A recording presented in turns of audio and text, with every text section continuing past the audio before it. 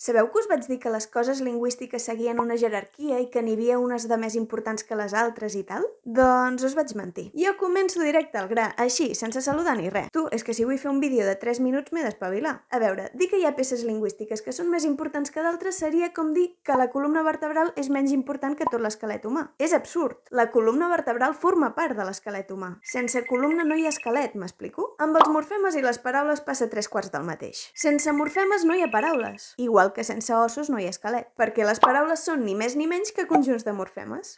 Però què és un morfema? Agafeu-vos que ens posarem pedants. Un morfema és la unitat lingüística més petita amb significat. Un morfema és la unitat lingüística més petita amb significat. Dit d'una altra manera i perquè ens entenguem, és la combinació de lletres més curta que vol dir alguna cosa. Amb exemples ens entendrem encara millor. Si jo et dic que demà tinc partit i que guanyarem, abans que hagi acabat de dir guanyarem, tu ja has començat a entendre de què et parlava. Perquè només amb aquest tros de paraula, guany, tu ja saps de què t'estic parlant. Després he dit ar i tu has entès que això de guanyar ho farem en un futur.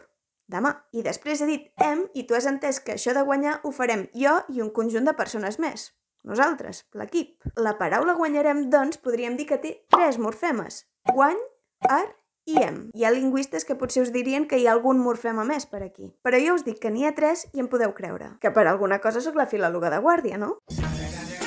Si li preguntes a ton pare què hi ha per dinar i ell et diu llenties, ton pare t'ha dit 2 morfemes. Llendi, quan has sentit llendi segurament tu ja t'has posat trist, i as, amb la qual cosa has entès que no tenies una sola llentia per dinar, sinó que en tenies diverses i encara t'has posat més trist. O potser t'encanten les llenties i t'ha fet molt feliç que ton pare et digués que hi havia llenties per dinar. Jo què sé. El cas és que aquí tenim 2 morfemes. Llendi, que és el morfema que t'ubica en el món, de totes les coses que hi ha per menjar al món, menjarem llendi, i as, que és el morfema de plural i que per tant indica que no serà una sola llentia, sinó més d'una. En realitat, aquesta ES són 2 morfemes. La E, que indica que la paraula és femenina, i la S, que indica que la paraula és plural. Però en aquest vídeo això no és gaire important. Els morfemes aquests que t'ubiquen en el món, com guany o llendi, se'ls sol anomenar morfemes lèxics. Hi ha lingüistes que n'hi diuen lexemes o arrels, però nosaltres ens quedem amb morfema lèxic. D'acord? Lèxic vol dir paraules. El lèxic del català són les paraules del català. Per això, el morfema lèxic és el morfema més bàsic i fonamental d'una paraula. De fet, hi ha morfemes lèxics que són paraules en si sols. Hem dit que guany és el morfema lèxic de la paraula guanyarem, però guany en si sol també és una paraula. Surt al diccionari i tal.